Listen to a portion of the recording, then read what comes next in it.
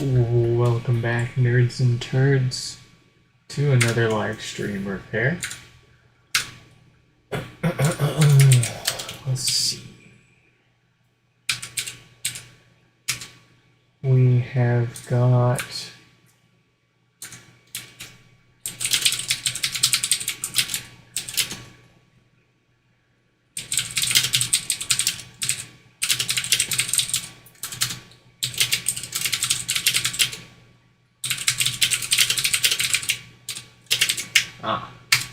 okay, so yes, first up we've got Jeff's bricked HomePod that we already looked at. Attempted to restore the software, but unfortunately it did not take it. Which means it needs to be taken apart. And they opted for the full repair, so we're gonna get it done here.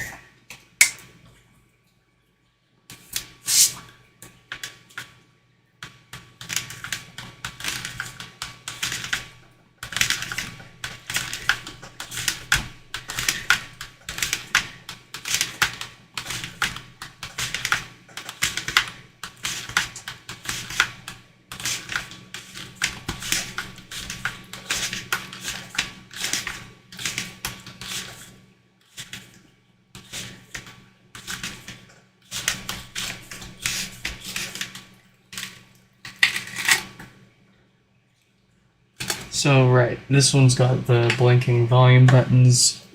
We took a look at it a few days ago. Tried to restore it ourselves. No real way of telling if it's a hardware issue or a software issue without trying, so.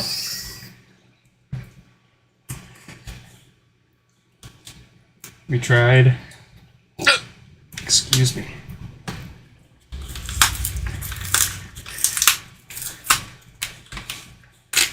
And it didn't take it.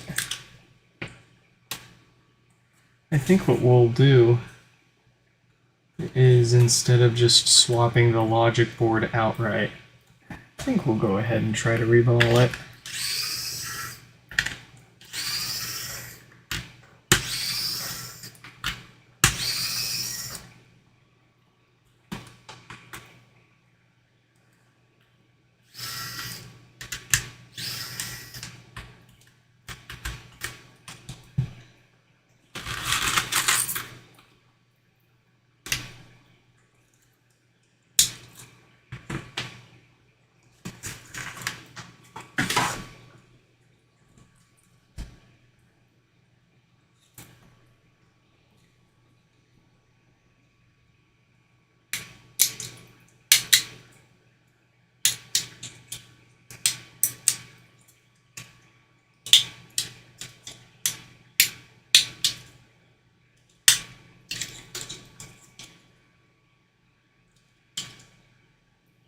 Give it up.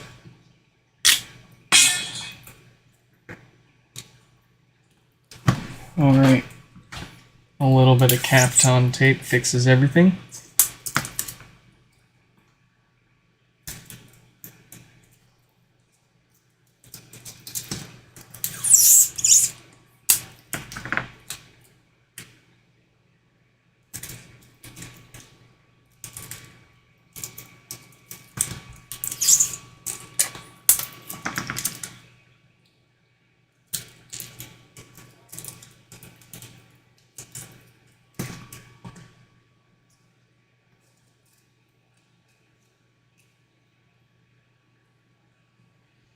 All right.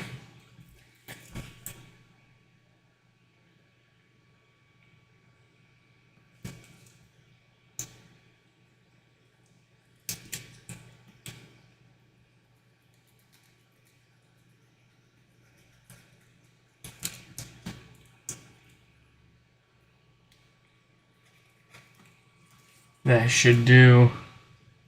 Let's see if we can't flip that chip off. We do not need 460, we only need 375 here. 375 even is a little hot, but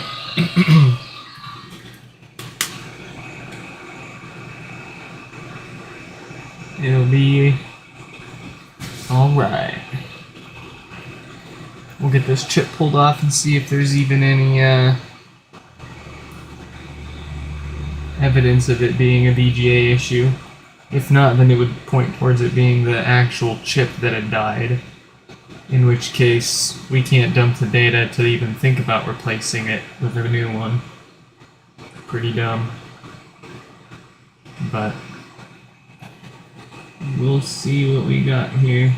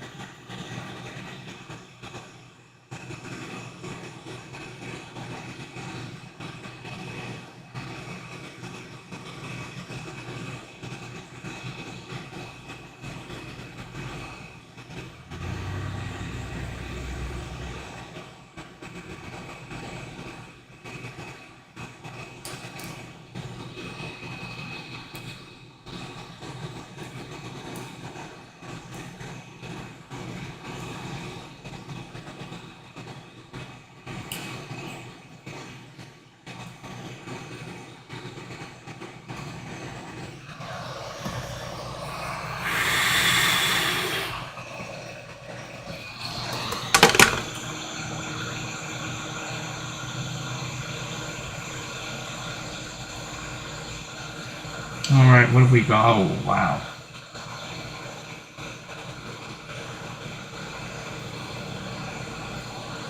Pretty much every single one of those pads on the outside completely gone. Well, the pads are there. I mean, the balls for them.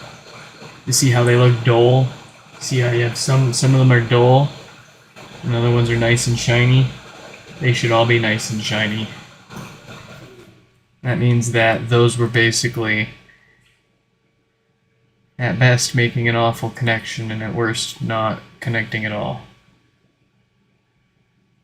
And you can see the board does not have that missing solder on it either.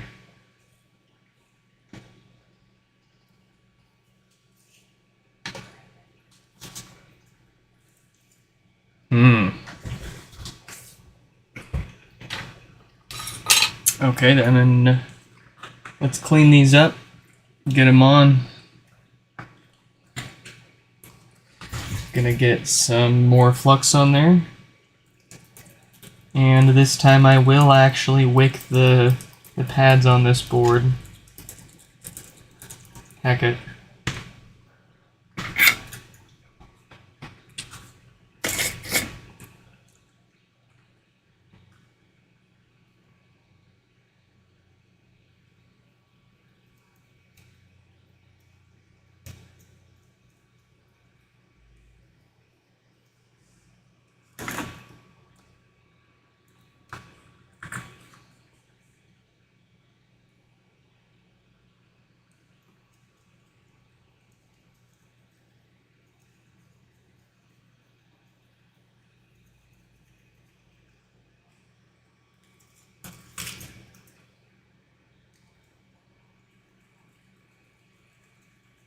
There we go.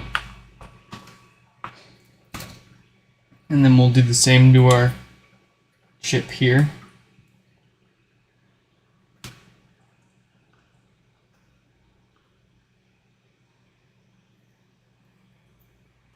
Get this cleaned up.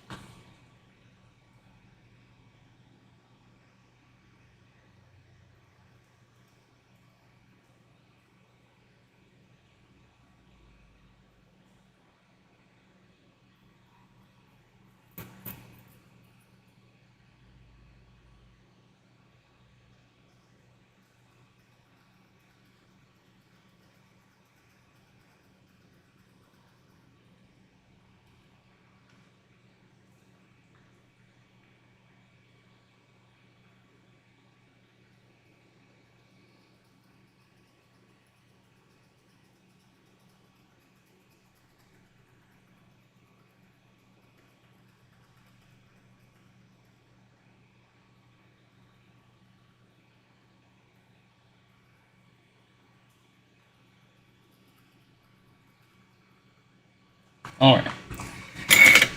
Oof. Had to make those nice and shiny again.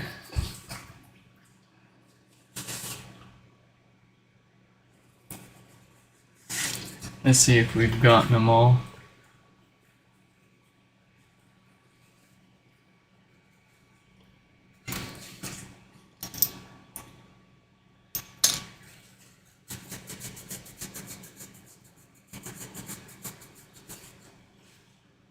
It looks like we have. I'll go ahead and scratch a few of those up, since they're still looking a little dull. Particularly this one.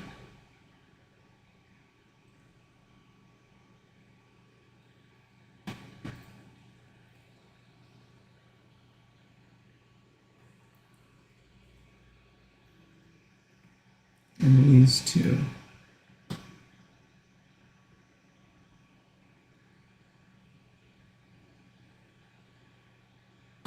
Well, it's looking a lot better than it did before.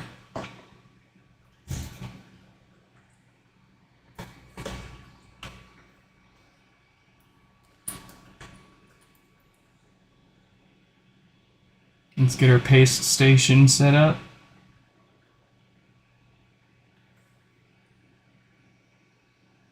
Very nice. Absolutely professional quality setup right here.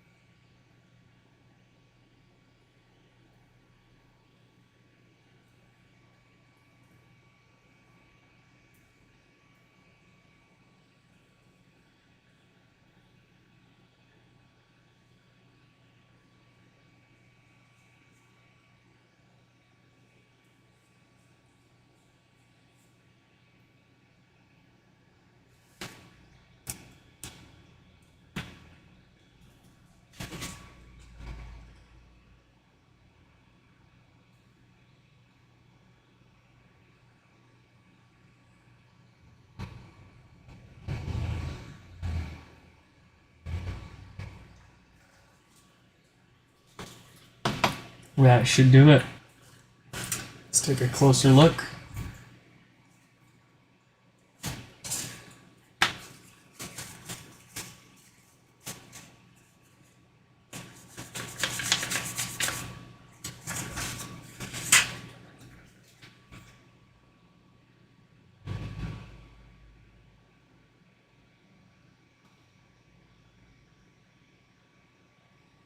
Okay.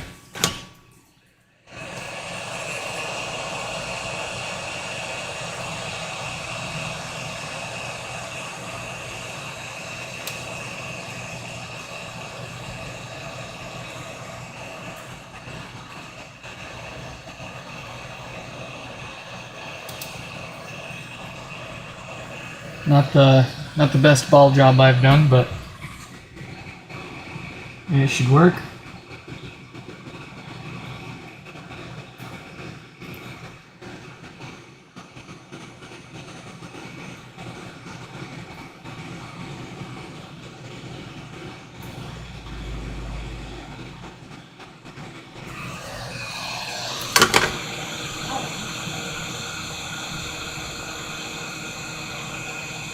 Very nice.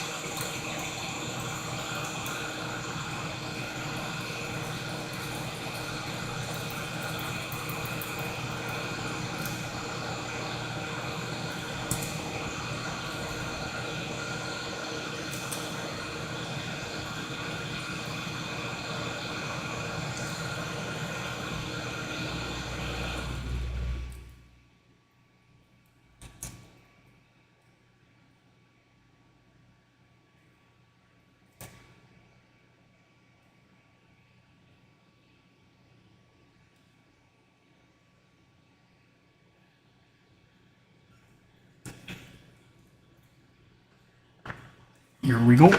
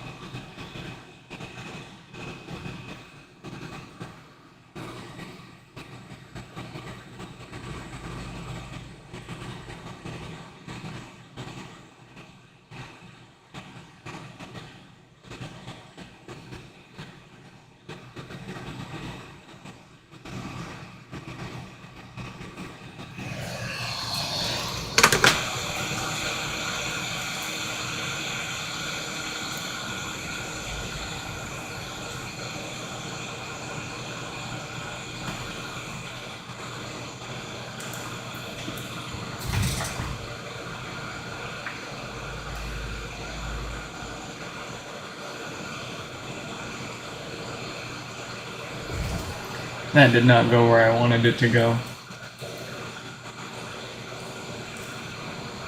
It's too far down. Okay, we've spent too much time on this, so we'll have to move forward and just grab a replacement board for now. We'll have to redo that one later.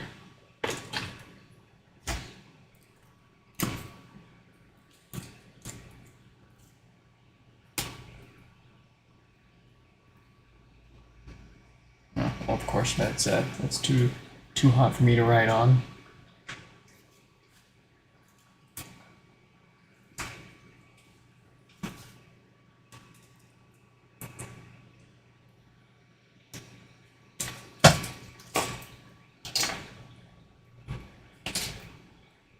Alright. Oh man, it's so funny. I can knock like 4 of those out in a night without streaming, and I can get them all done without a problem, but as soon as I try to stream doing it, I screw it up. Whatever. We'll get good. We'll get good. It would help if we used better tools for it too, but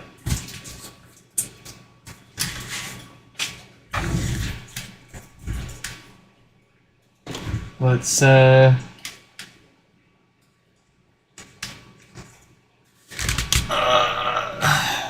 get this one taken away apart the rest of the way and make the whole repair worthwhile at least. We'll get to the amplifier board and we're going to replace those filters that go bad and cause death farts, and we'll replace the diode that goes bad and causes no power.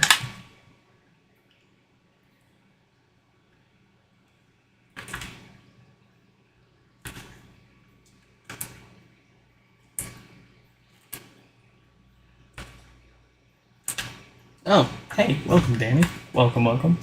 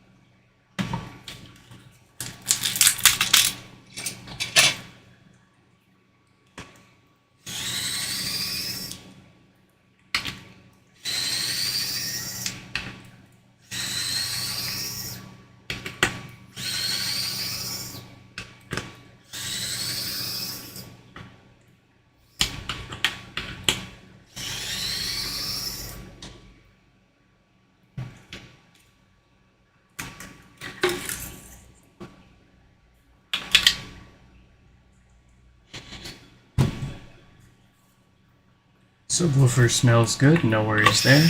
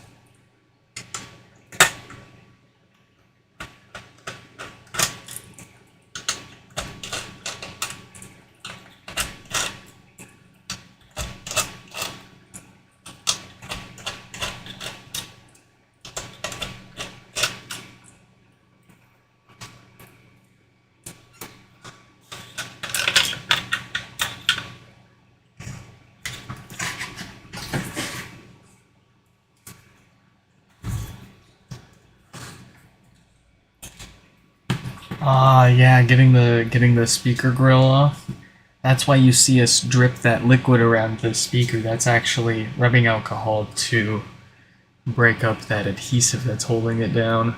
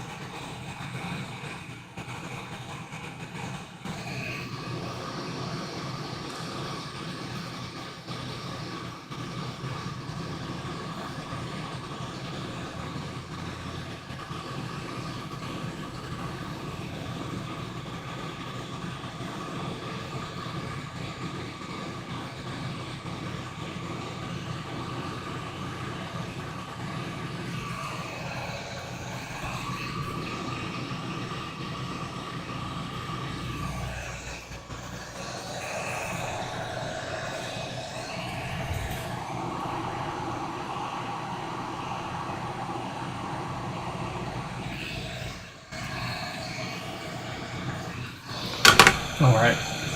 It's got some fresh filters.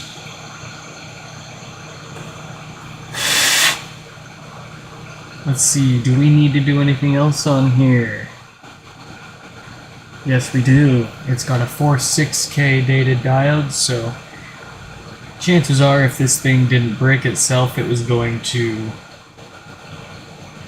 have this diode go out and cause it to stop powering on entirely.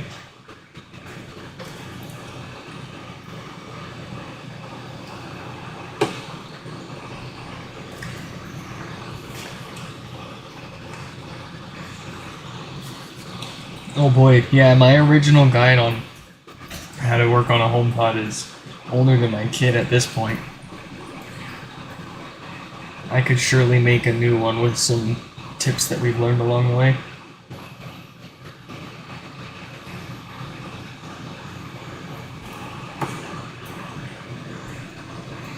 Nothing like totally game-changing, just, you know, things that you learn after doing it a few thousand times versus having done, I think we had done a few dozen when we made that video. So we had a pretty good grasp on it, but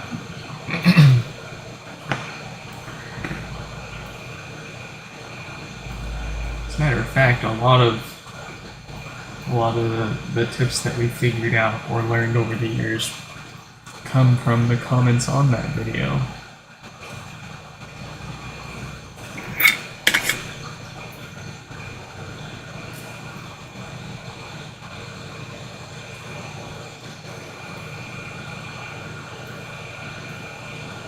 Oh boy, that's a little much.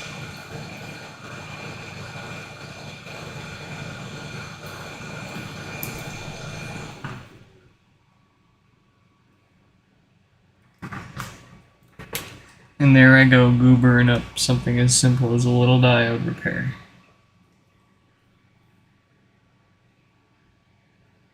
Okay.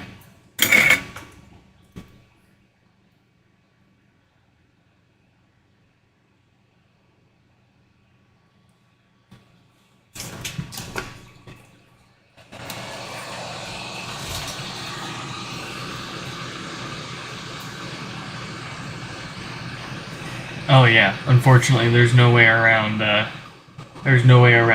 core steps of the disassembly.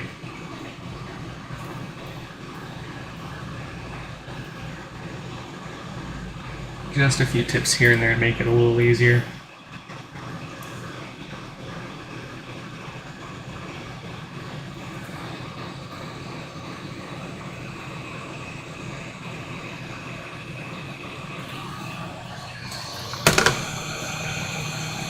Alright. That should keep this HomePod's power going for a long time. At the very least, that diode won't fail on us again. It's a brand new one and it's stronger and rated for a higher manufacturing standard than the old one. Let's get this back together. We'll pair it with a good working logic board, and Jeff can get his HomePod back.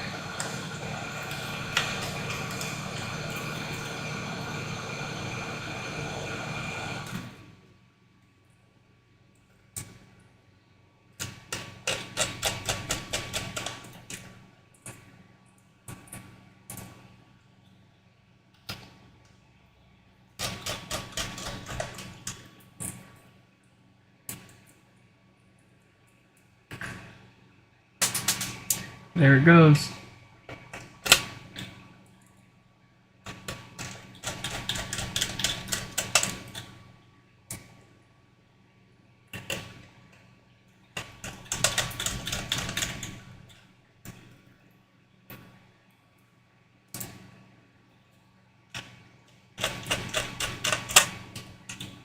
I just have a full set of spare HomePod screws on my desk because I inevitably drop or misplace them along the way, and it's easier for me to just grab one from the spare pile over here than it is to hunt for whatever one it is I dropped on the ground. I'll find it later. in my foot.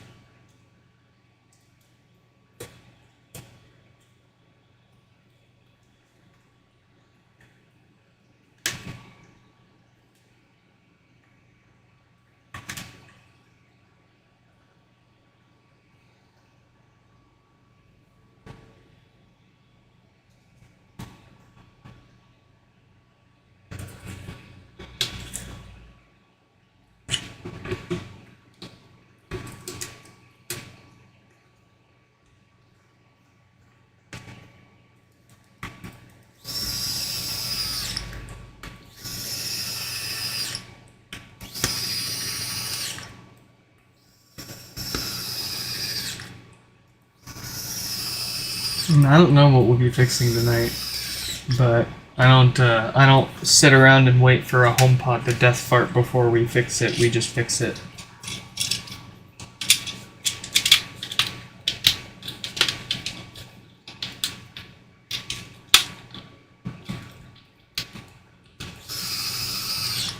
I like to keep the repair queue a mystery.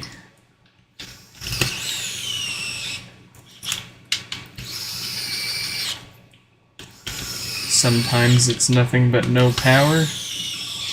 Sometimes it's nothing but bricks.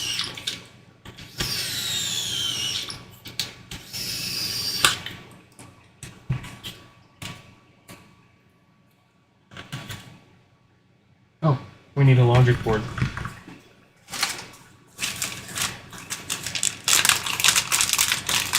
Here's one fresh off the Reball press.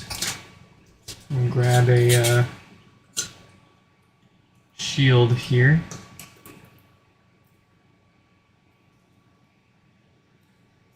Bend those tabs back into shape.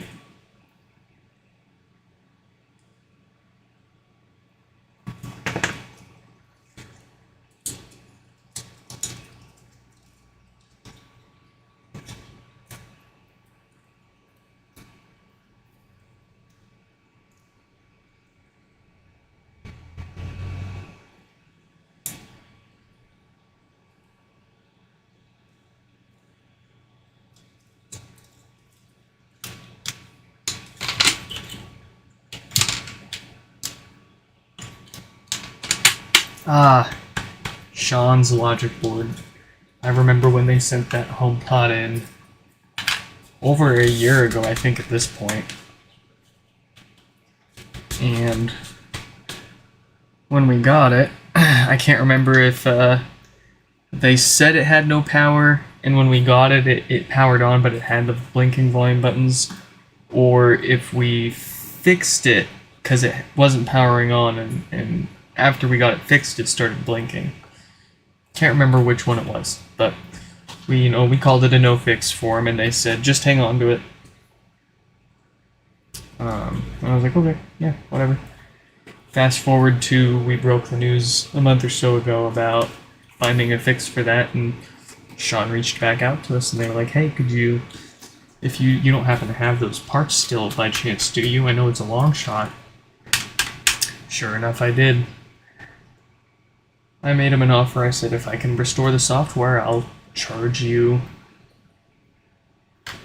the usual repair price, and you can get a HomePod back. But unfortunately, it was not restorable via software. It needed a reball. But I ended up putting another HomePod together for him.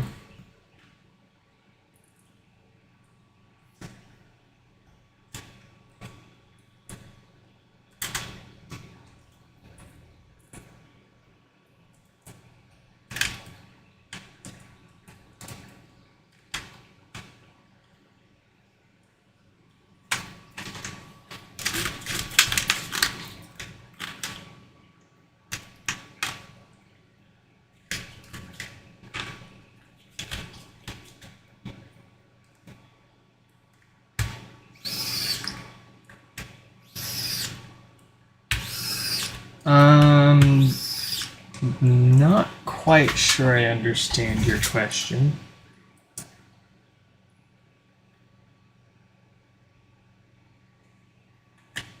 Like, they factory reset themselves when I updated them?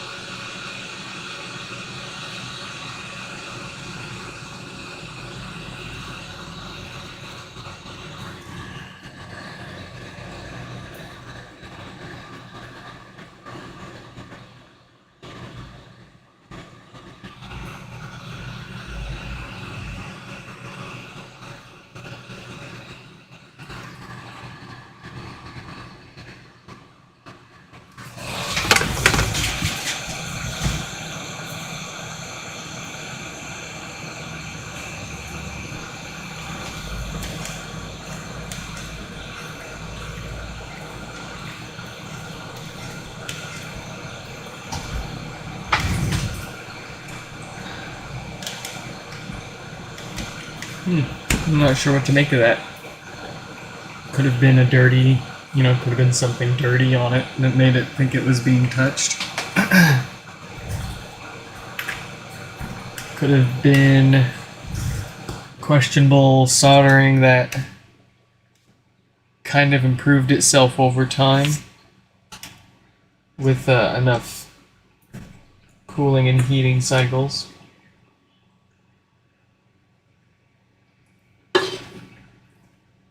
In general, something that...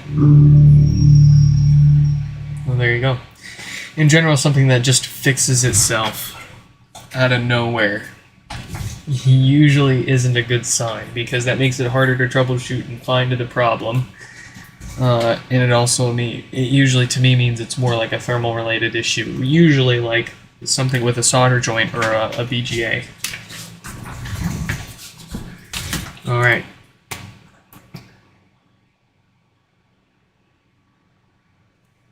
We'll stick that back on the test bench. Let them know that they're all fixed up. Let's move on to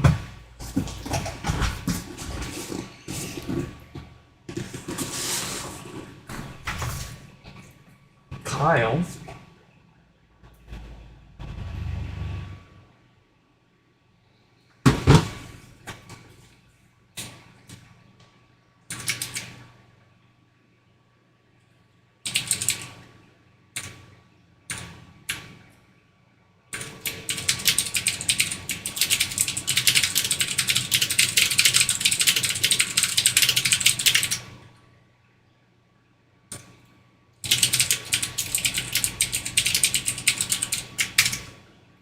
Kyle's HomePod. Ah, no power.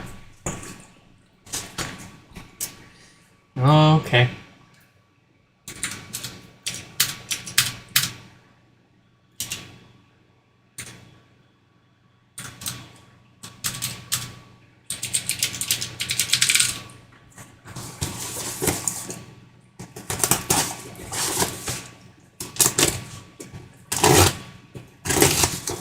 Yeah.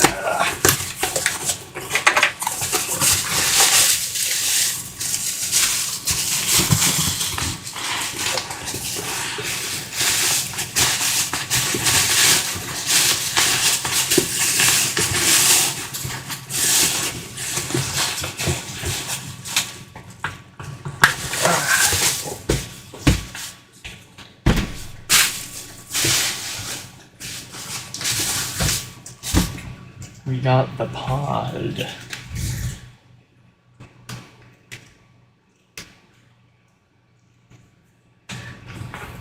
It better not turn on, or I'll make it not turn on anymore. Alright. Looks like we won't need to be breaking anything. We got 4 watts of power draw. We got nothing on the top. Let's get it apart and fix it up.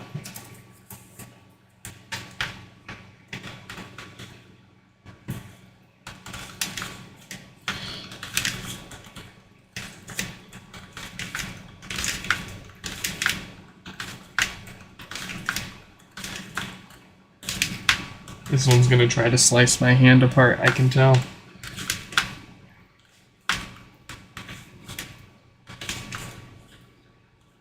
Haha. Not if I can help it.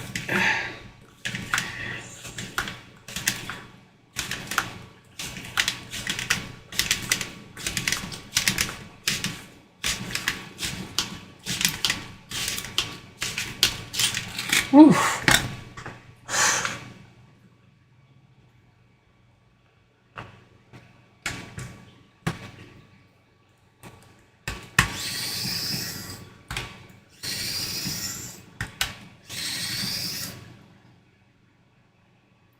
Oh yeah, I guess, it goes without saying it's entirely possible your issues were software related and they just got, it was a bug that they fixed in newer versions.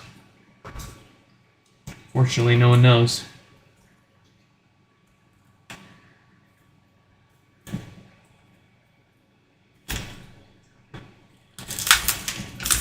But I can't say that I've personally experienced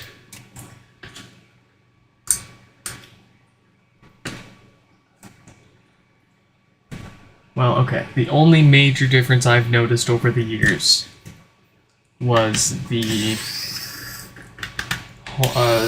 improvements that they made to HomeKit during like the big architecture upgrade.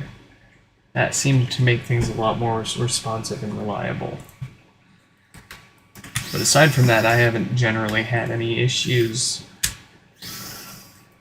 and or things that were broken and then fixed during updates, like what you're describing at least. Unless it's just been outright like blinking volume buttons bricked kind of thing, and then it'll just randomly, de-break itself. That is definitely a hardware issue.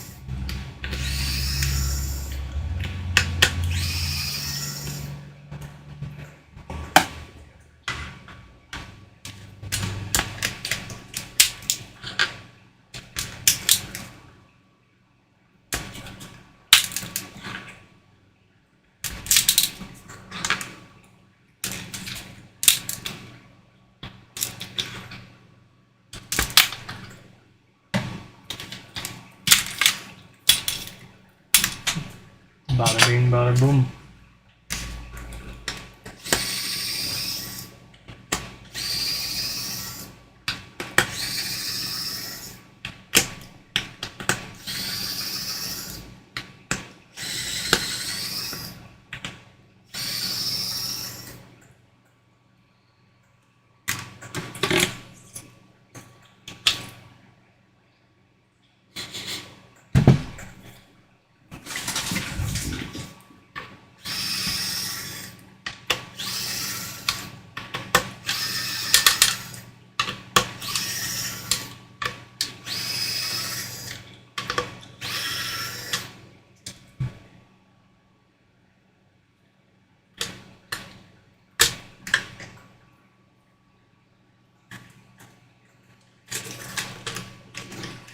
Yeah, Apple's patch notes.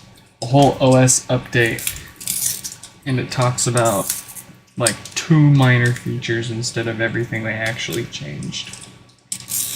I guess you could tap learn more and they might show more there. I didn't look, but that's the theme for patch notes these days. Bug fixes and general improvements.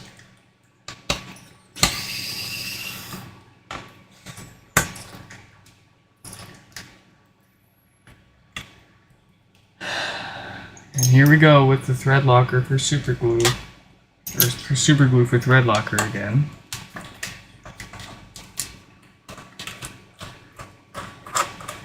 I'll just do the rest of them manually.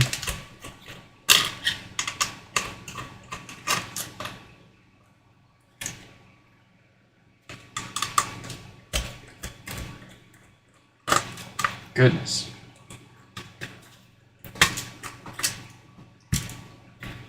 I would prefer if they didn't, but that's okay.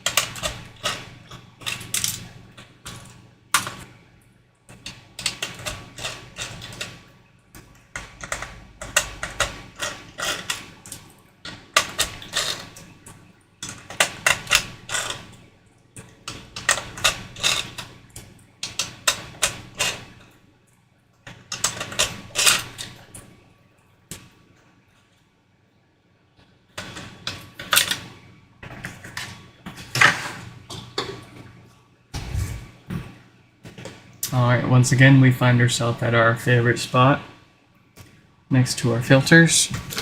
We're going to get those replaced first, and then we'll take care of that diode keeping this thing from turning on.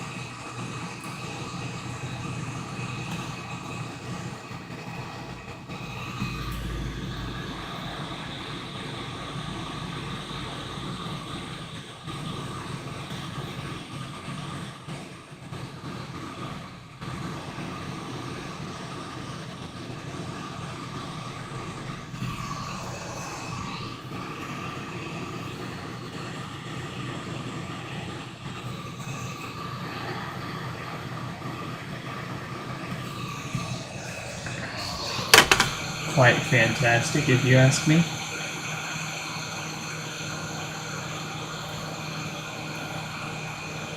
Oh, it's perfect. Alright, let's take care of that diode. Here we've got a 48K. Oh, no, another 46K.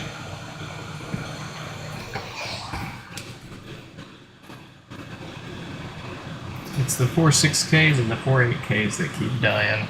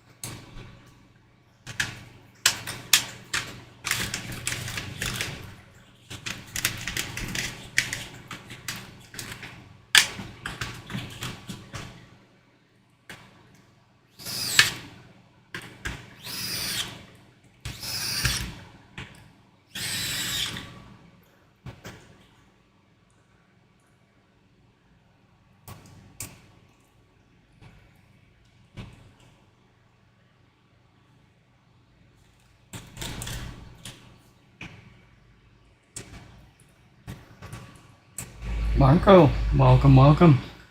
And thank you. Thank you very much. We'll keep it up till we can't anymore. And when we can't, we'll figure out something else to do then.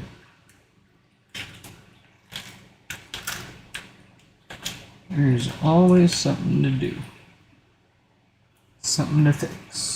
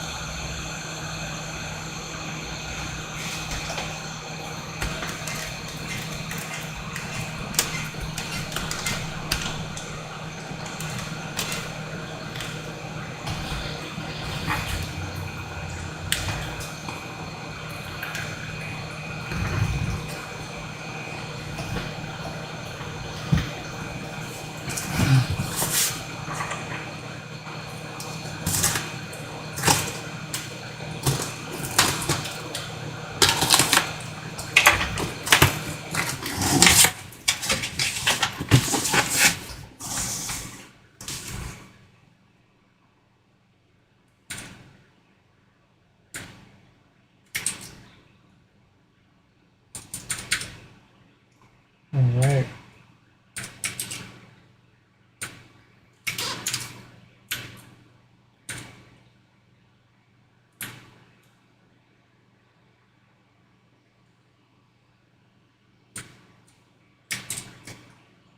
Shoot an email and then we'll I'm having trouble. move on to the next repair. I'm having trouble.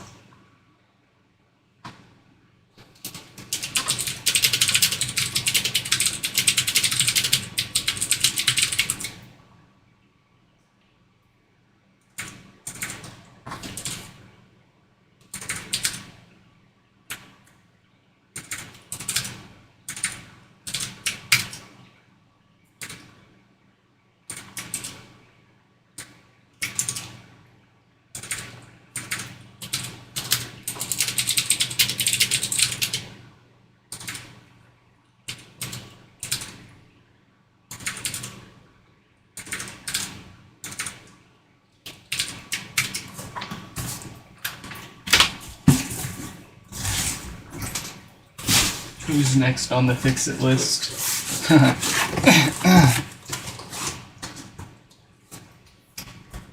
We've got...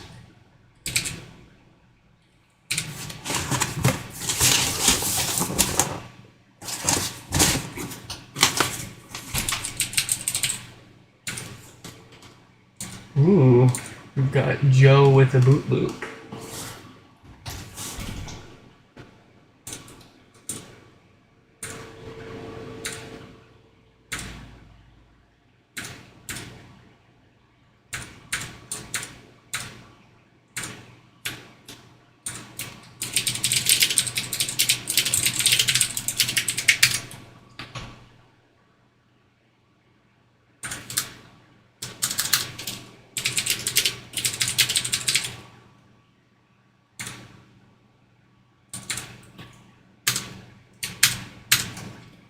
Right.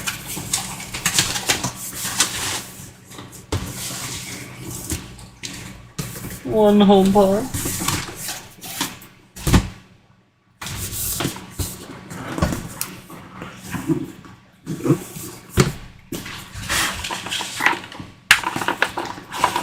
Let's see what we've got. Do we have an eternal boot kind of situation where it just sits there and shows the same boot animation forever? Do we have a boot loop where it'll show the boot animation and then restart over and over again? Or do we have blinking volume buttons where it boots up to the volume buttons blinking and that's where it stays at? Or do we have a boot loop in the sense that it'll blink the volume buttons once and then restart and repeat? Boy, oh buddy goodness, let's find out here. I'm gonna go grab my laptop while that's doing that.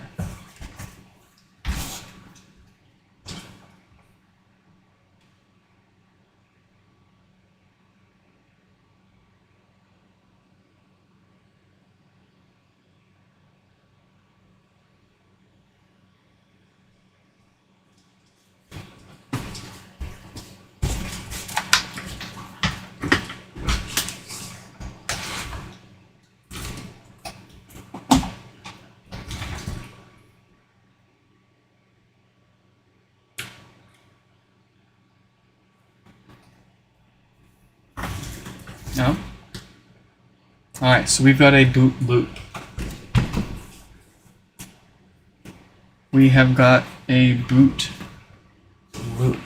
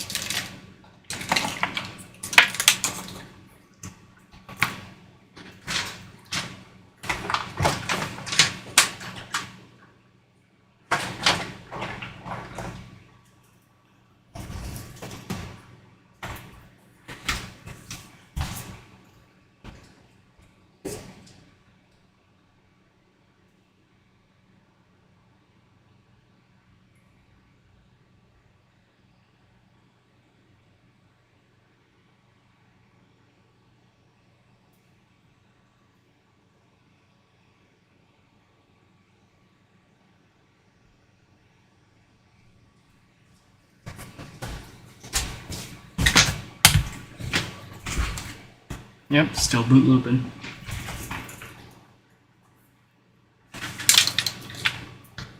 Okay. Here is what we do.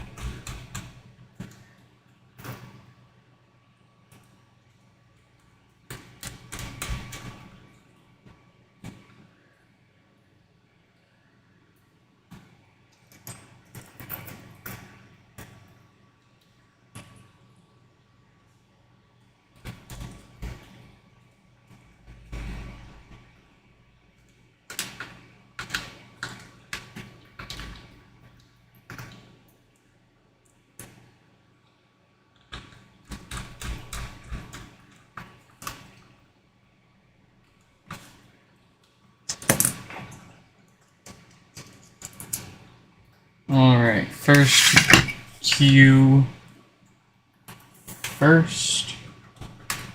Does it have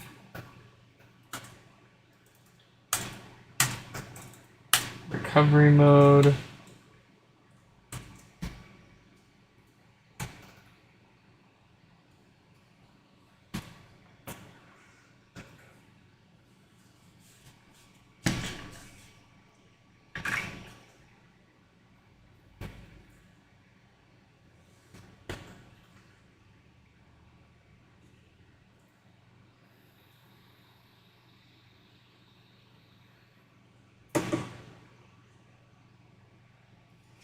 It don't got no kind of mode. Let's see if it has DFU.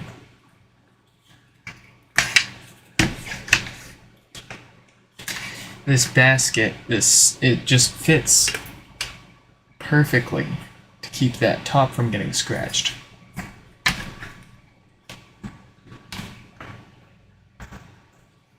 Here we go.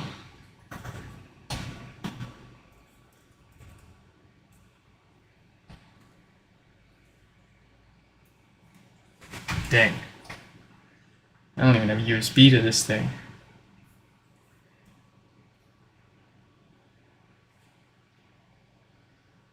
Is this for real?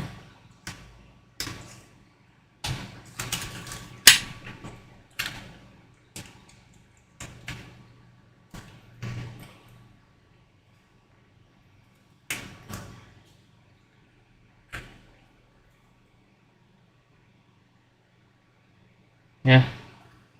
I don't even have USB into it. Is it even trying to go into DFU mode?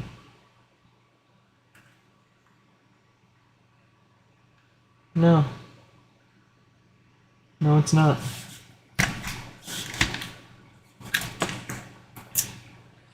Interesting.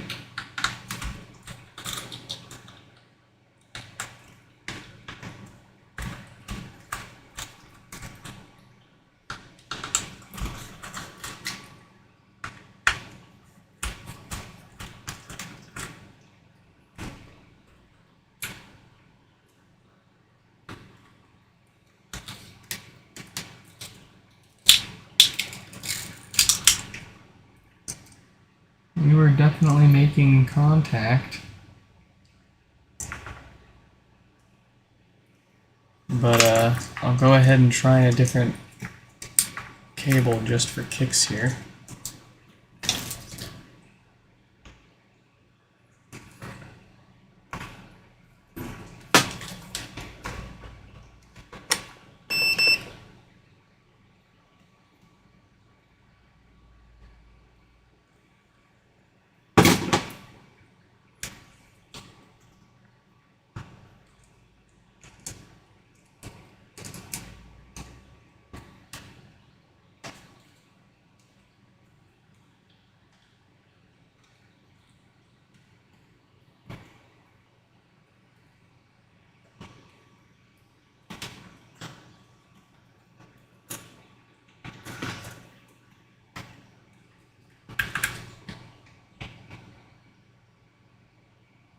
Nah, still nothing.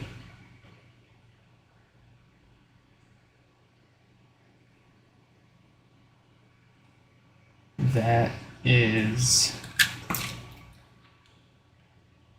kinda crazy.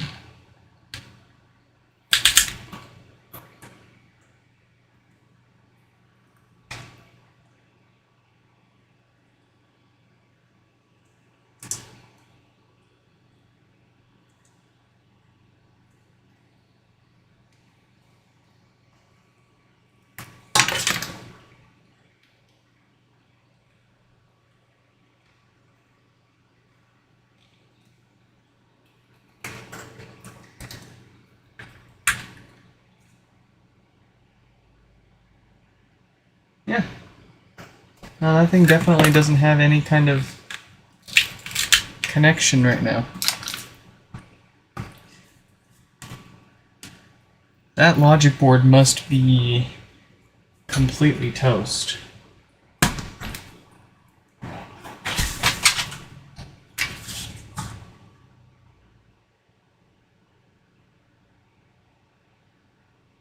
And I can see my debug pins making contact in there, so. Alright. Joe already said do what you need to do to get it fixed, so we're going to do what we need to do to get it fixed.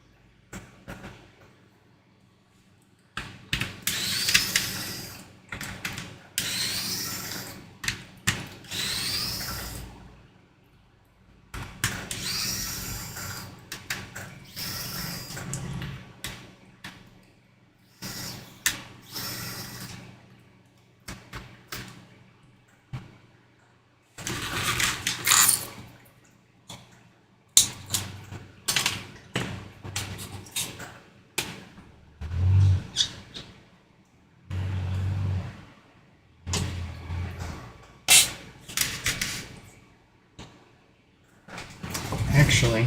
I do want to see.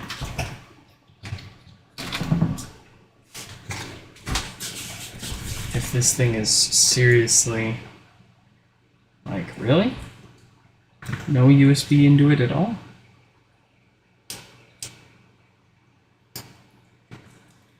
I've actually I have one other logic board that does this. Haven't bothered looking into it more yet.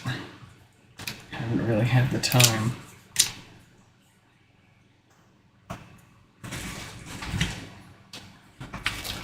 Alright, this is about as official and legit of a connection as it's gonna get.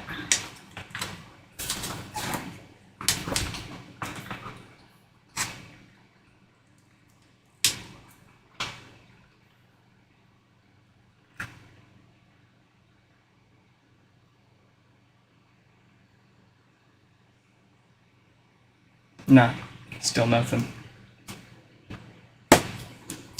That logic board is quite dead.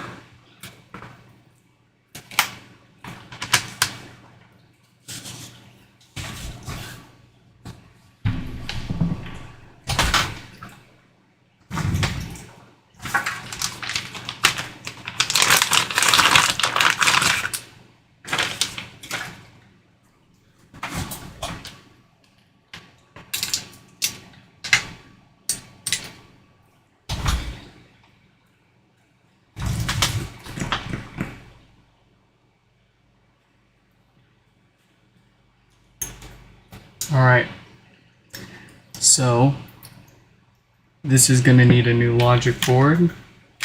We're going to go ahead and tear it down the rest of the way and do the rest of the maintenance that comes along with the more expensive repairs. We'll give it new filters to keep those death farts away.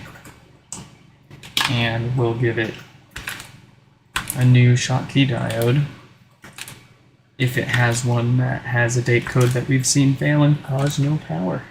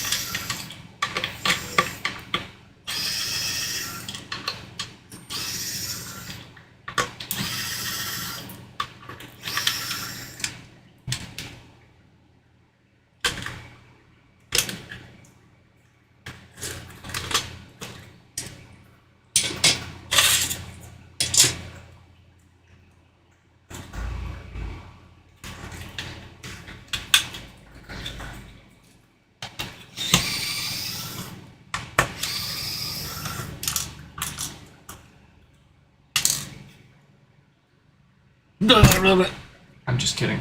I'm totally kidding.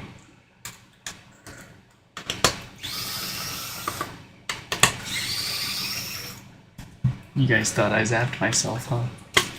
Joke's on you.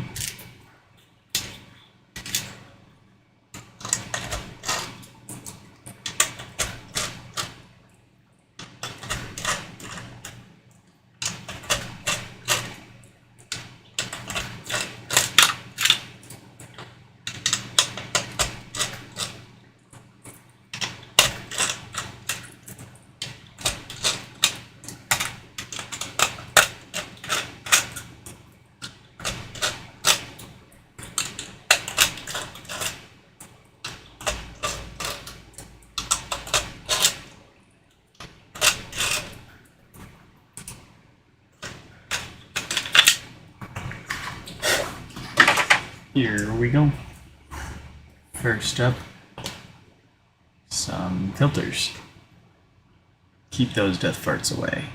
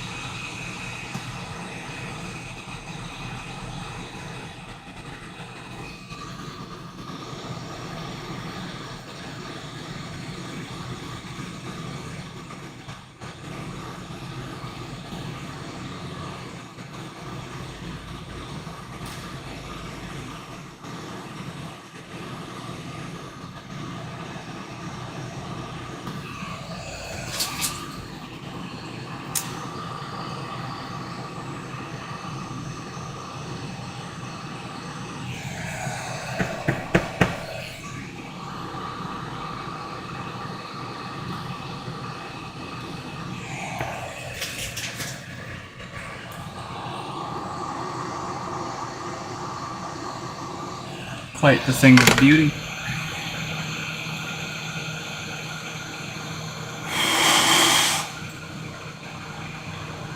Alright. What's the date code on our diode there? 42K. Most excellent. We don't need to replace that.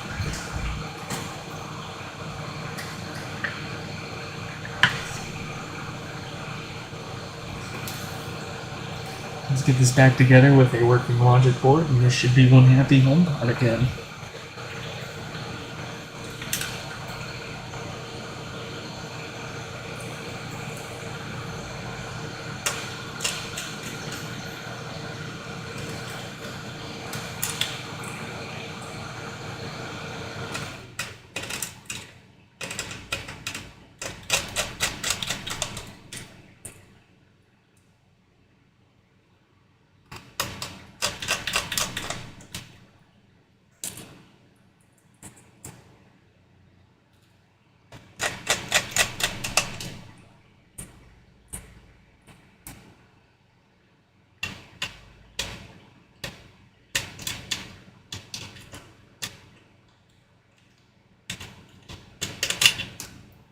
Why?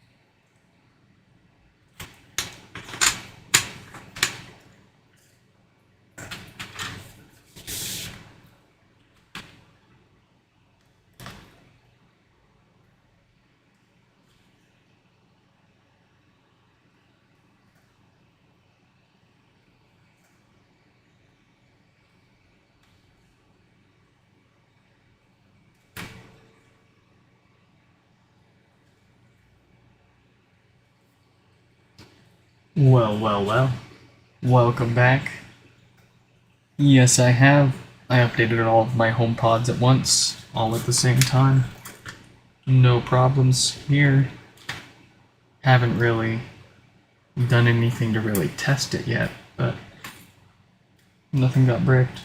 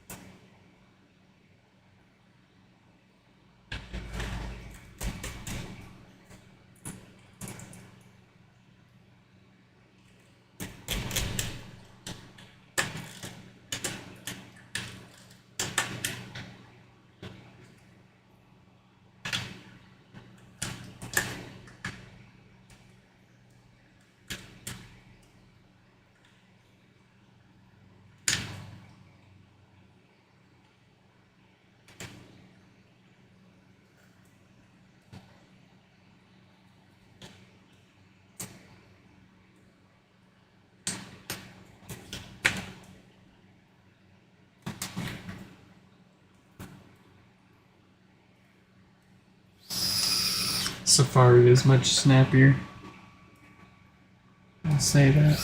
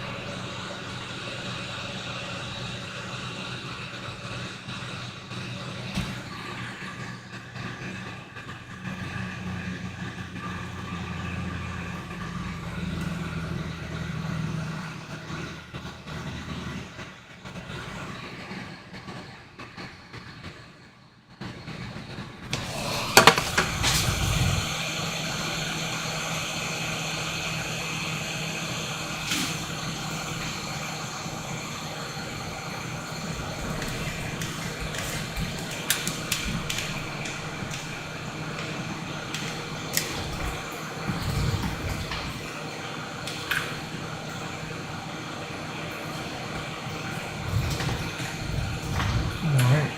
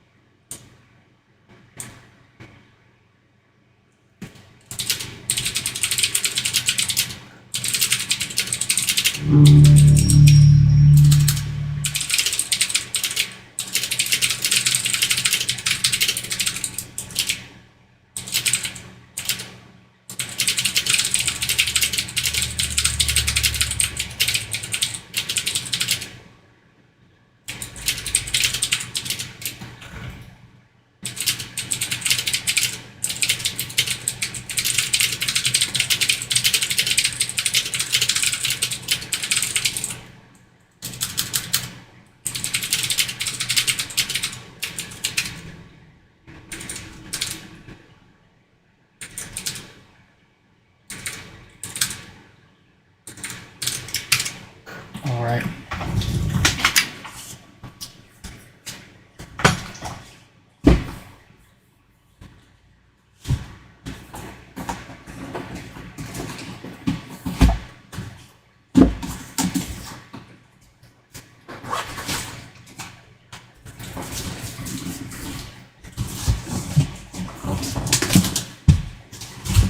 Up next is Gabriel. Let's see what's up with Gabriel's HomePod.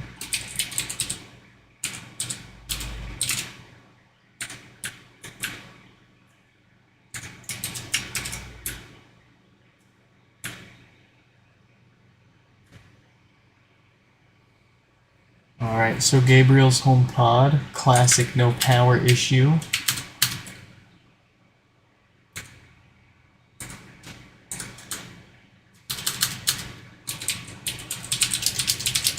And we'll sneak peek at Warren's here and see what was wrong with theirs, if anyone was curious.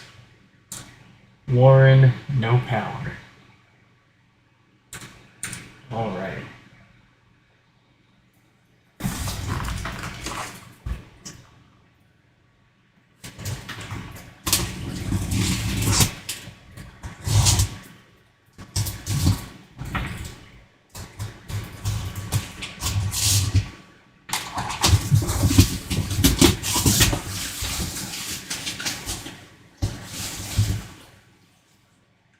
Alright.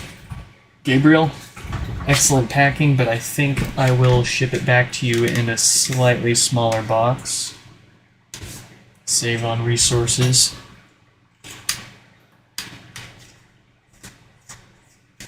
Where's our power plug? There it is. Let's see what it does for us here. Certainly, we've got a couple of watts from the wall. No lights at the top. I'm sure it'd get warm on the side over time, but we're not going to wait around to find out. Let's just get it fixed.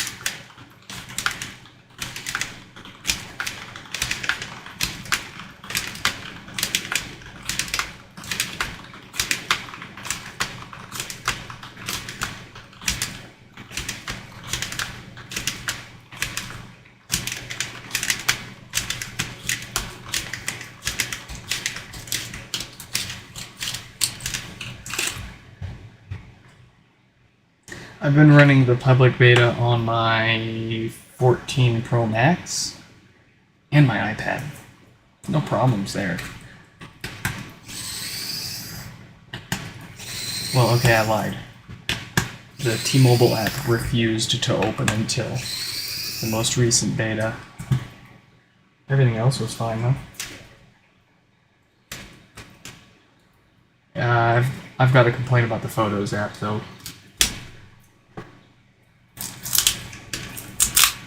I liked the old one.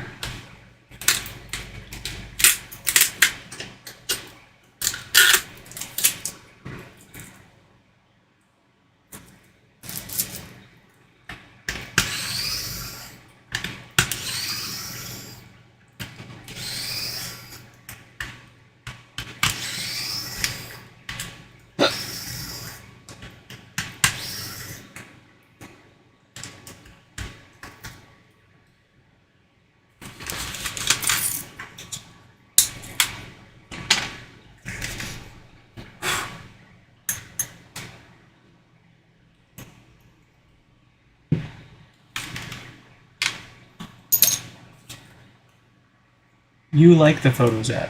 I'm not surprised. I'm not surprised.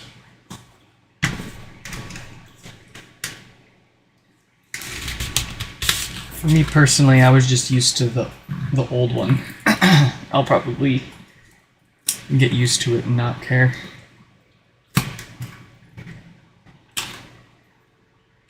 Especially once I figure out the benefits that it has to the old design.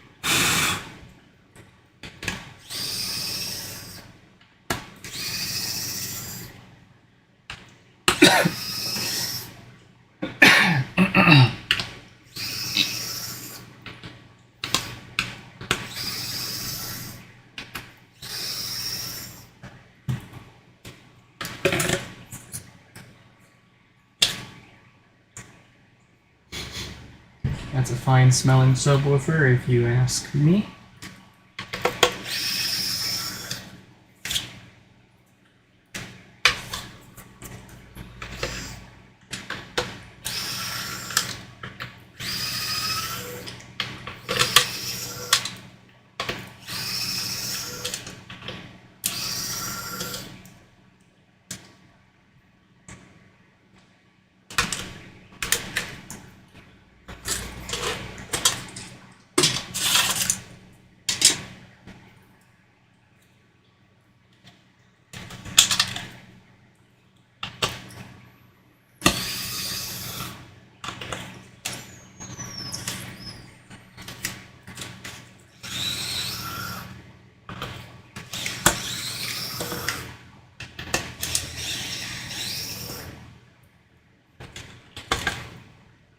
Gabriel, welcome.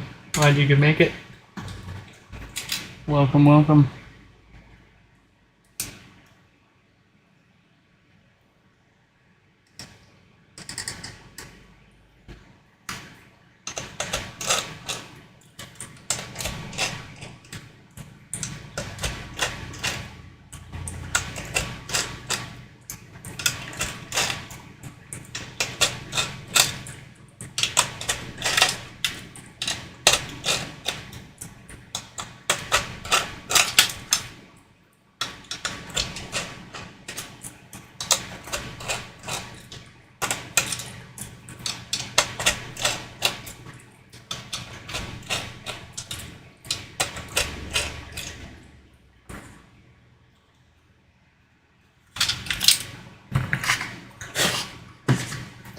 Alright.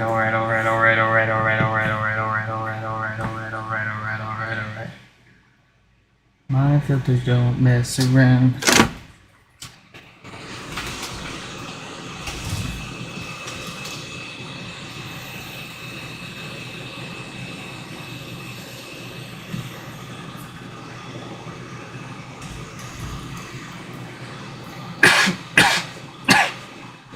Let's get it some new filters first, so we can keep those tough parts away.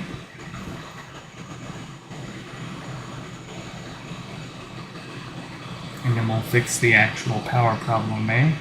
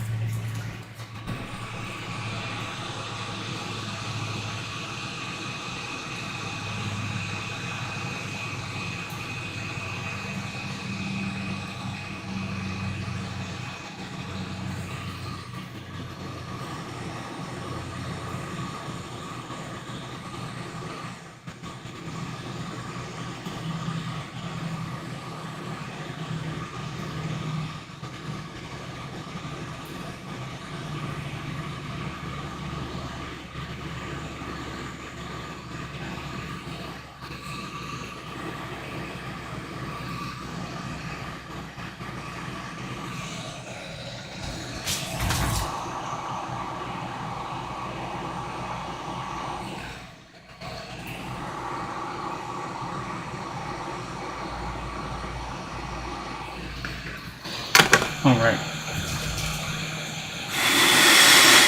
4 fancy fresh filters.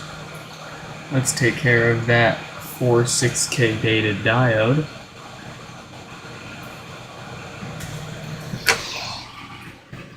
That is certainly what's causing this thing to no longer power on. And thereby replacing it with this brand new, beefier, and higher quality diode. this problem will never happen again.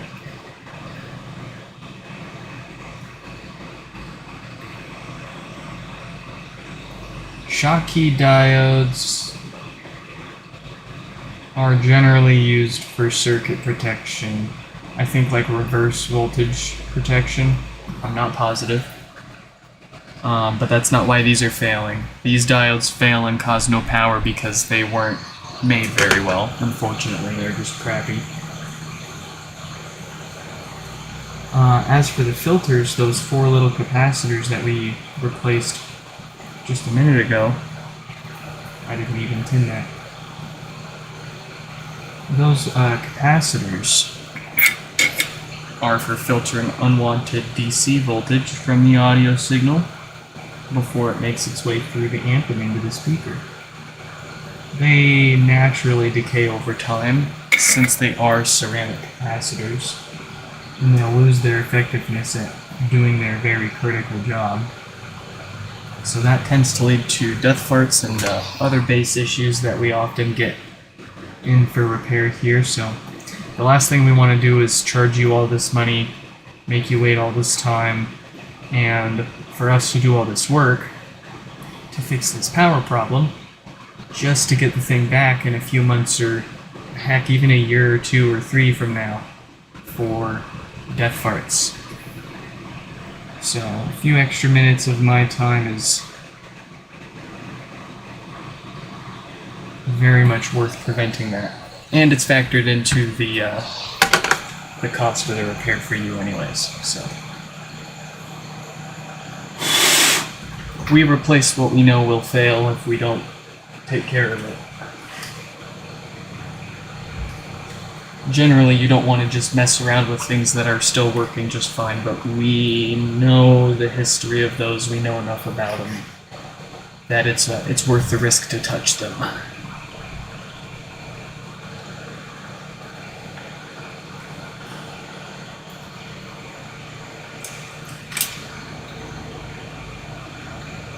One of the early symptoms of those filters going bad before it gets to death farts is a popping sound as it wakes up or goes to sleep. And granted, all HomePods, 1st gen and 2nd gen, will make a pop, a little bit of a pop, as they wake up or go to sleep. It should only be a quiet tick or a click, it shouldn't be a loud thud. That's a precursor to those filters going bad before it death farts and roasts that subwoofer speaker.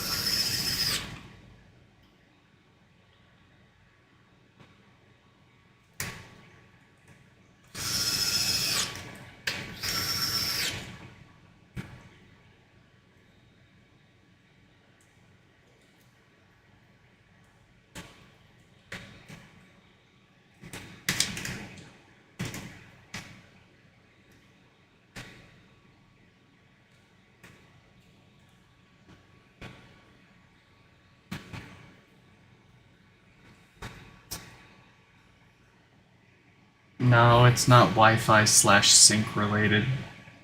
Tell whoever told you that to get out of here.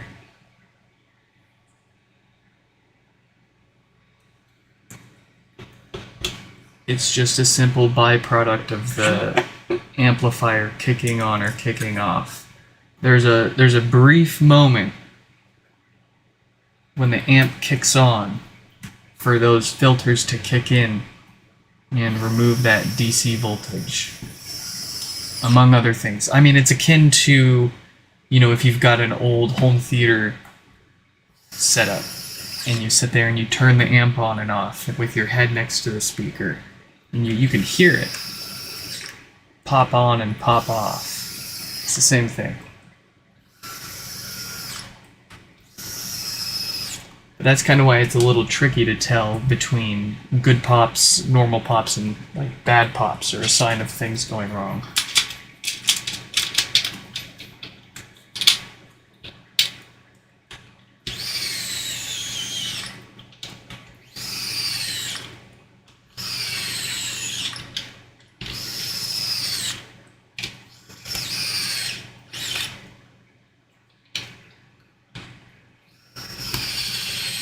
No, it's certainly not Wi-Fi related.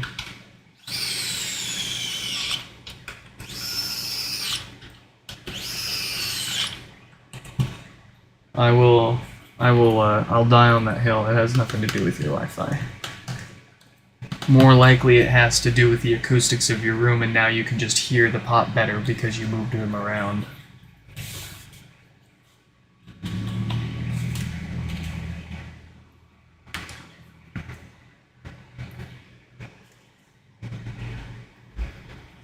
So how these work, at least on the first gen, I imagine it's very similar on the second gen.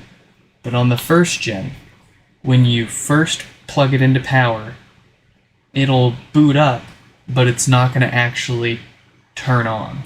It's going to boot up into its low power mode by default. That's where, it's sleeping. It's waiting, it's ready, but the amplifier is actually not turned on yet.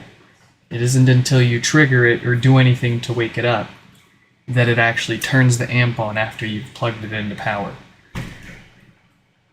There are exceptions.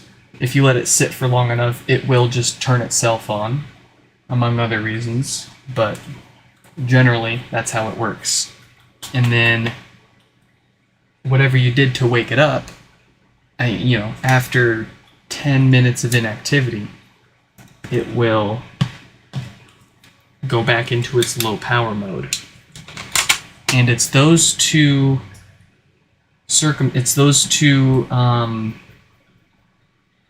moments where you have the chance of hearing that pop, whenever the amp turns on or whenever the amp turns back off. And you can sometimes force that. Obviously you can just walk up to it and tap and hold the top of it to wake it up. But if it was already on before you did that, you're not going to hear the pop. Similarly, if you go to unplug it from power and listen for a pop, you're not going to hear a pop if it was already in low power mode.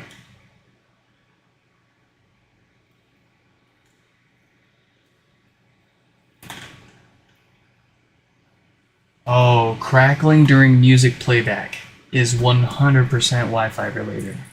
Yes, absolutely. I experienced my own fair share of crackling on my first gens before I got my Wi-Fi sorted out.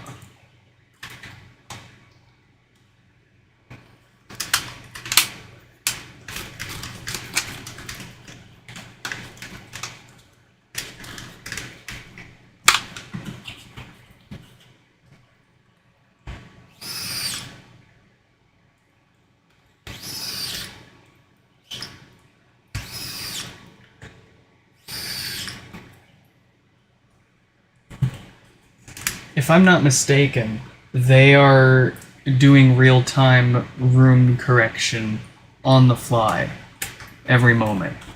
It's not like they're only doing it every once in a while. So that theory doesn't really hold up too much either. what makes the most sense, and what I've based on my personal experience at least, is crackling during playback is usually a Wi-Fi issue. Whether it's a hardware Wi-Fi issue inside of your HomePod, on the actual Wi-Fi module, or Wi-Fi interference issues, or just a crappy Wi-Fi router on your end. But you've got those airports. So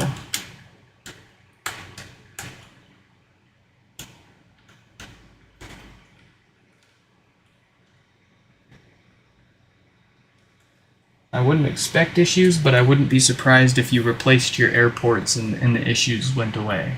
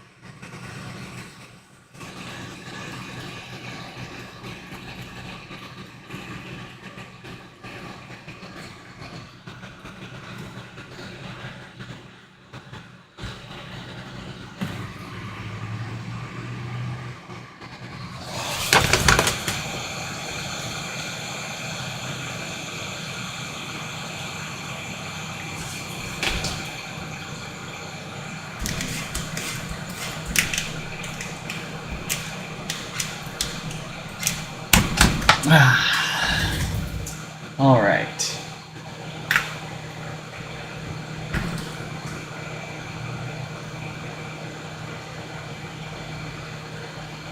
I guess you guys want to see it actually turn on, huh?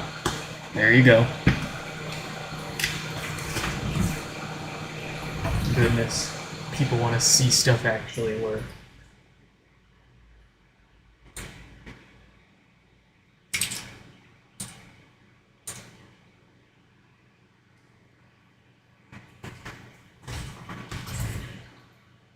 I'm having trouble connecting to the internet. Yeah, aren't we all? I'm having trouble. Alright. Gabriel is all fixed up. Which means we move on to our last repair for the day. The last one that we've got. I like it when I'm all caught up.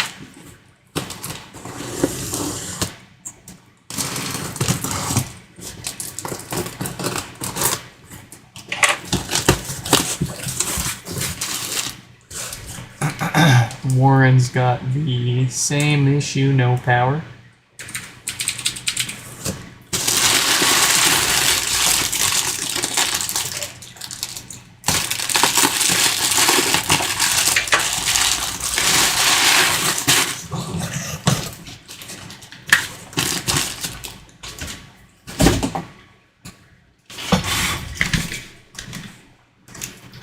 A little dirty, but nothing we can't clean. Got a bit of a dent in the side here.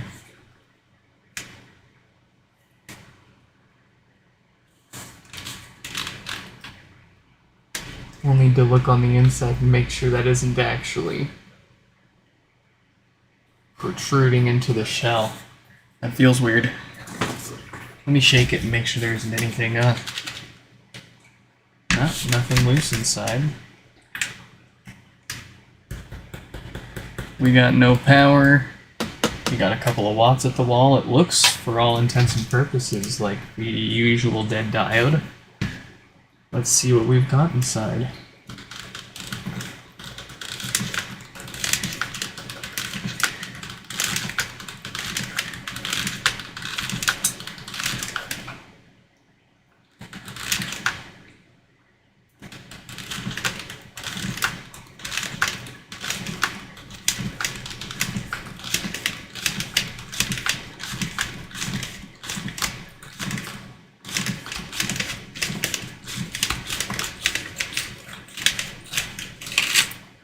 Yes. Let's make those volume buttons clear. So when we go to put this back on, they are nice and evenly lit.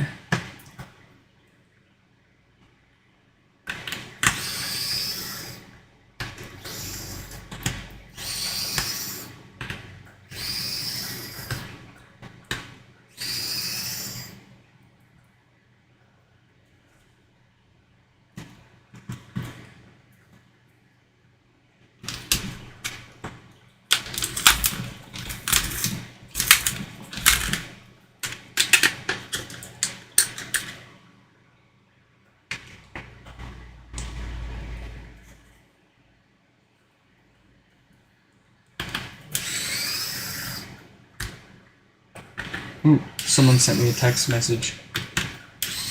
If you're watching the stream, I'll reply when I'm done here.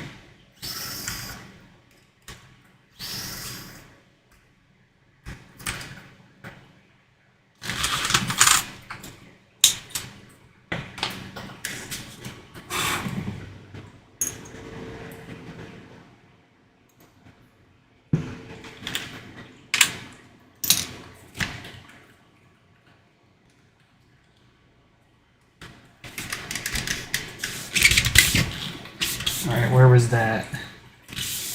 Where was that dent? Right here. No. I think they got lucky. No sign of any problems there, so that's purely cosmetic. Very nice.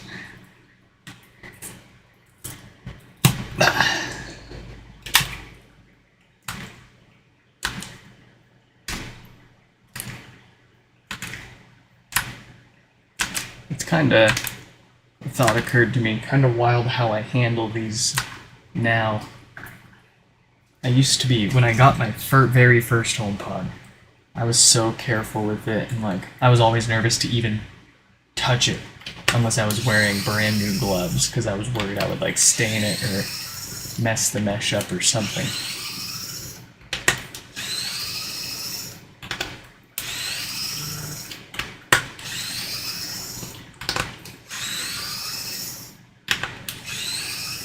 Alright, if you think it's funny to keep texting and emailing me just because you can hear my phone vibrate on the live stream, then I think it's funny. I think you are hilarious.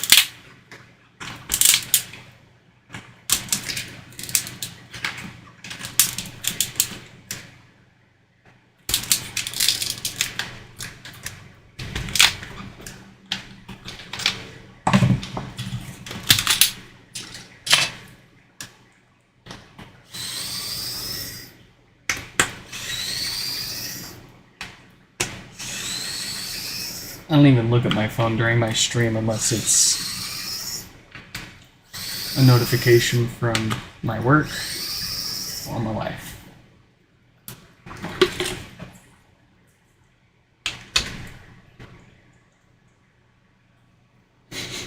Another fine smelling subwoofer.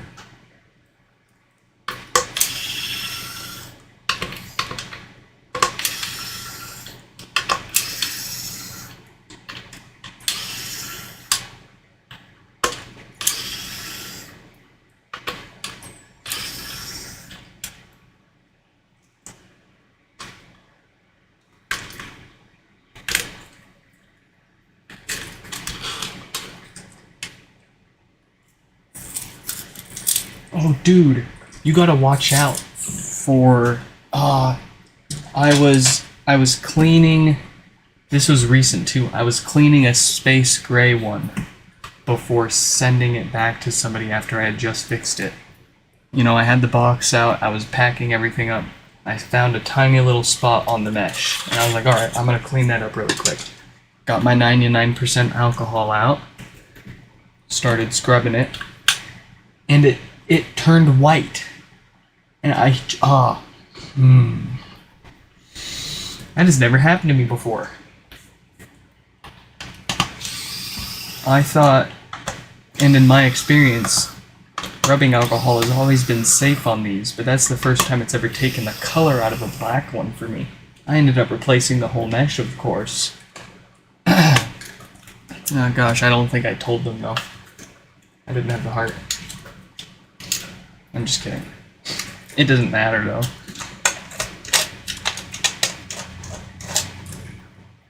But I gave them the option. I was like, hey, I goofed when I was cleaning your mesh. But I'll give you the opportunity if you want. I'll change it over to white for you if you want. And they were like, nah, I like the black. I'll keep it.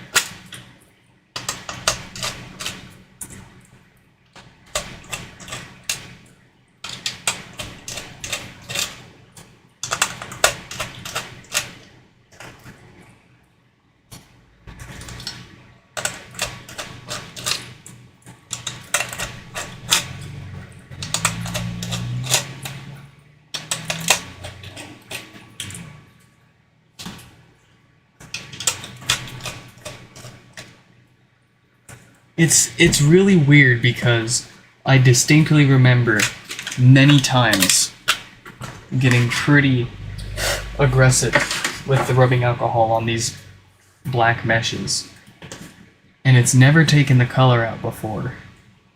I don't know what the deal was. I wonder if it sat in direct sunlight for too long and it broke down it started to break the mesh down.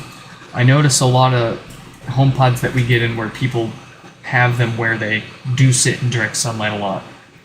That tends to make the mesh layers more brittle and they start to separate and turn into that weird effect.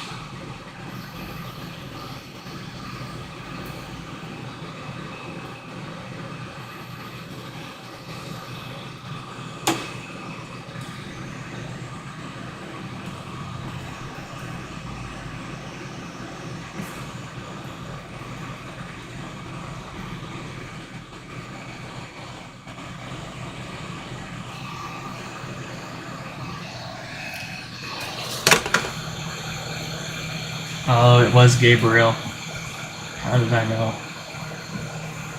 How did I know?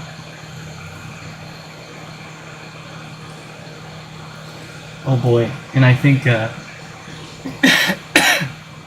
think I'm starting to make Apple upset with people giving me Apple Cash because they've started randomly restricting payments that people make to me. So like they'll go through, but they'll be on hold for 2 days. It's like not a big deal for me. I can wait.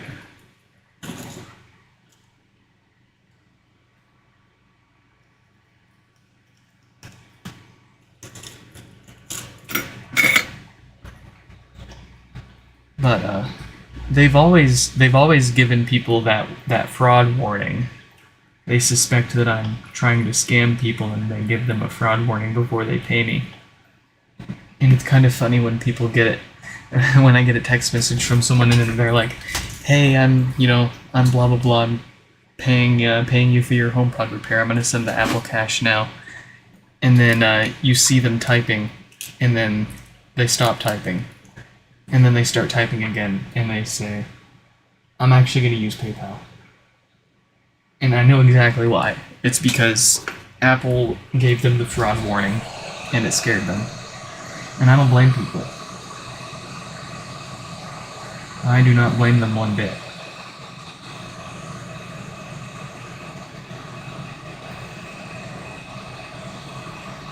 But at the same time, I was giving somebody else like $5, and it gave me the fraud warning. And it's like I'm giving this person that I've had in my contacts and texted for years $5. Why? Why?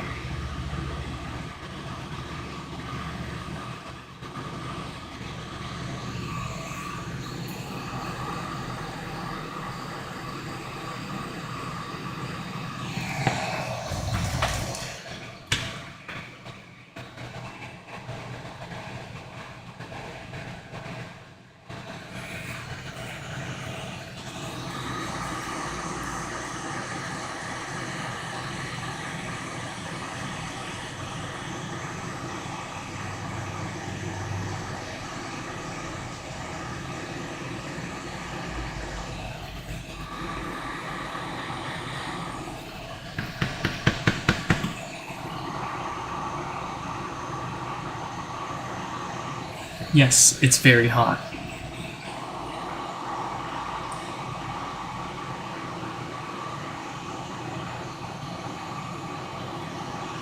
Okay.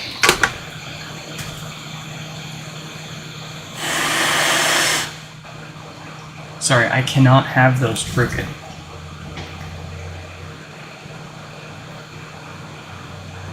Now that we've got those filters taken care of, let's knock out that dead 48K dated diode. And then let's get out of here.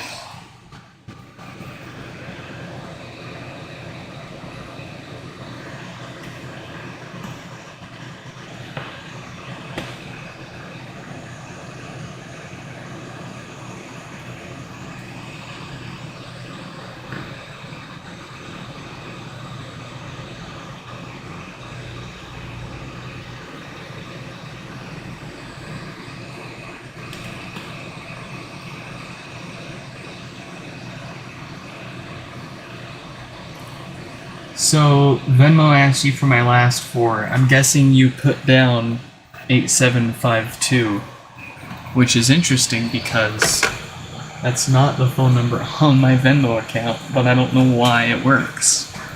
The phone number on my Venmo account is my work number, not my personal number.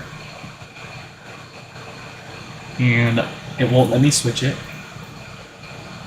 but I'm guessing it's because internally it probably is my personal number, since that's the one that people use to successfully verify. I don't know.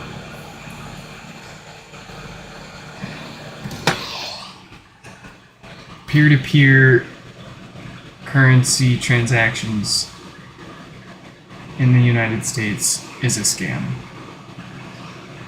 And it should just be like it is in other countries where there is like a federal standard and it's free and instant for anybody to send money to anybody else. And you don't have to use a third-party service to do it. I don't care if Zelle's free and Venmo's free and all that. Shouldn't have to be using trusting third-party services to do it.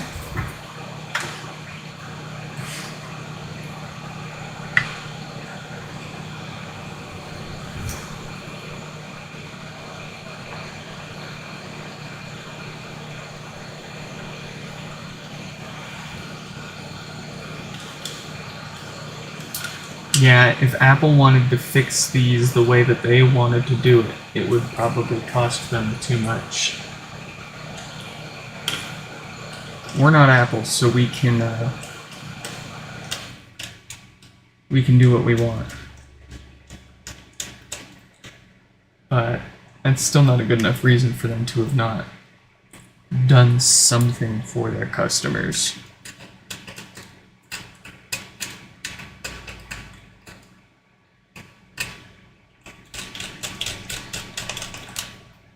But it's okay. Nobody learned their lesson, and the world is still spinning.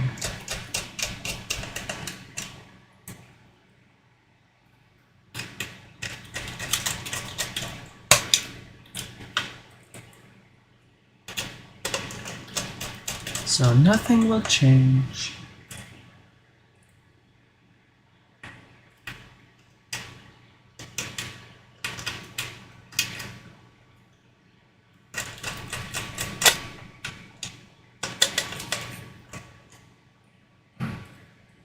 Yeah, Australia, that's what I'm talking about.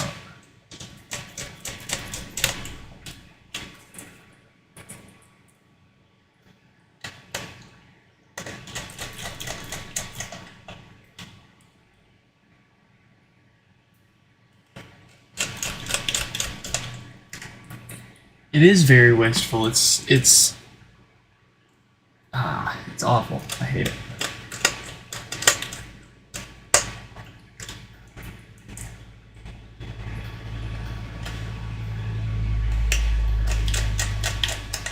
It's like, can they just for once take one legitimate step towards repairability and sustainability And just one legitimate step, please.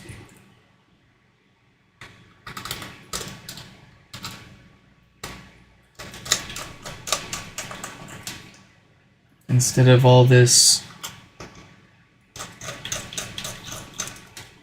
crap like the self-service repair program that I don't see parts for my second-gen HomePod yet, still. I'm still waiting. And not to mention, I guess they're doing this thing where supposedly it's owners of or iPhones that are account locked or whatever can no longer have their parts used in other iPhones, because if you put that other part in another iPhone, it'll detect that part was taken from a locked iPhone. And I guess the owner of the original phone has a chance to unlock it for you, but we all know how that kind of crap goes. It's easy to look at it both ways. It's easy to look at it as another anti-repair move by Apple to try to keep what little repairs they do want to allow strictly within their ecosystem and wallet by forcing you to only be able to get parts through them directly. But on the flip side, it's just gonna prevent so many perfectly legitimate parts from being used and just going to e-waste. If that. People usually just throw this crap away. Like, legitimately just throw it away in the garbage.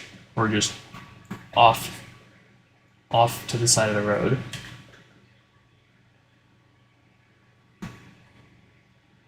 Did they ever give us fine woven? No.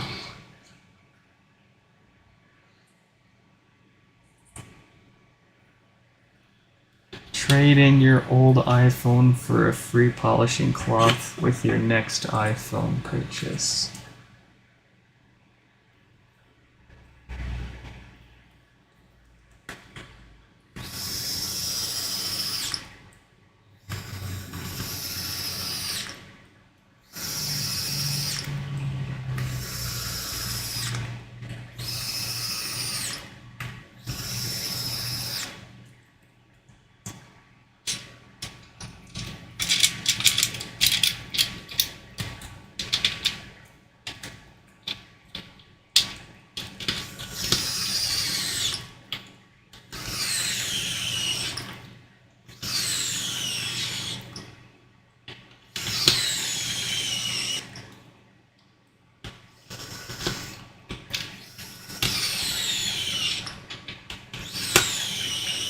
Look, don't give them any ideas.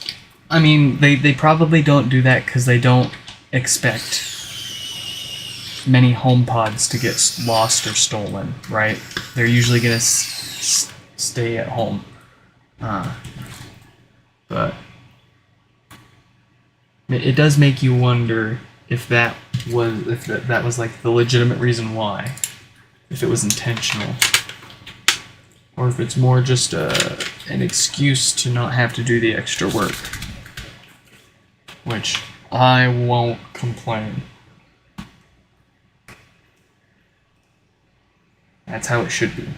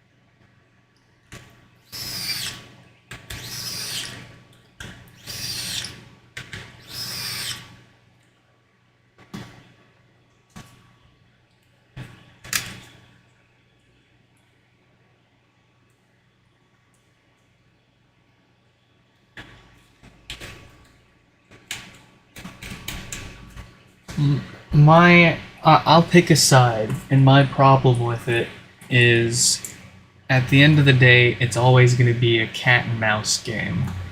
So why do we continue to make proactive choices that impact the majority of the people that are, doing by good, just to prevent the few people that do bad? Why don't we just do what it takes to be able to hold those that do bad accountable instead of punishing the people that are just trying to do good?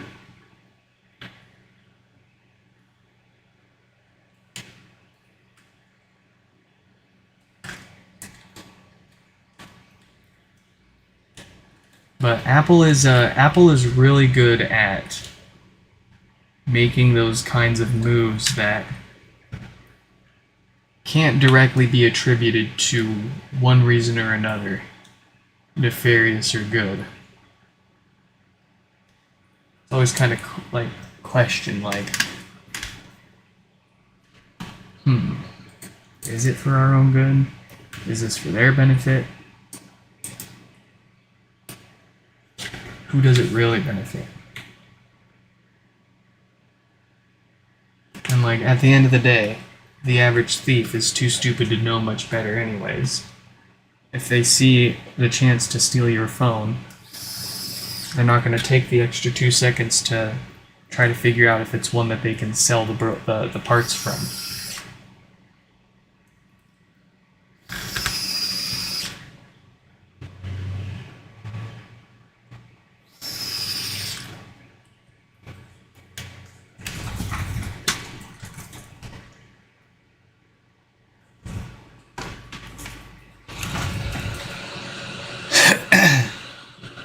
And I vaguely recall seeing someone's interpretation of this parts lockdown thing being that it'll only happen to parts from iPhones that were specifically put in lost mode. If that's the case, I'm perfectly okay with that. So long as there's a way for whoever's acquired the phone after it's been put in lost mode to be able to contact the original owner. And I don't mean text or call them. I just mean like a private relay message that just notifies them on their phone or whatever it is they've got to receive Apple notifications on, There's better ways to do this. There's better ways to do this than the way Apple did it. And isn't that the case most of the time? They do changes or make big moves like this. Doesn't seem like the best way they could have done it, but it certainly seems like the way that benefits them the most.